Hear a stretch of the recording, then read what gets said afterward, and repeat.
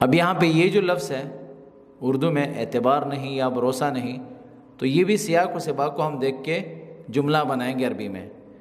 تو غیر موثوق، غیر موثوق یعنی بغیر بھروسے کے یا بغیر اعتبار کے یا جس کی گارنٹی نہیں ہوتی، اردو میں ہم کہتے ہیں نا اعتبار نہیں ہے، یعنی گارنٹی نہیں ہے، یعنی اس پہ میں بھروسہ نہیں کر سکتا، مجھے یقین ہی نہیں ہو رہا، میں اس پر یقین نہیں رکھتا، یا مجھے اس پر اعتبار نہیں ہے، اس پہ بھروسہ نہیں ہے، میں اس کو سچا نہیں مانتا، وغیرہ وغیرہ وغیرہ سارے الفاظ کو آپ جب جمع کرتے ہیں تو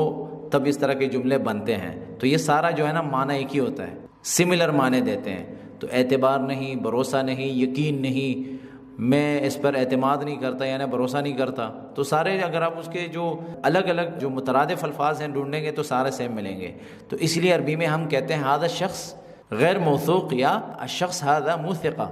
یعنی یہ جو آدمی ہے یعنی معتبر آدمی نہیں ہے، الشخص ھذا موثقہ۔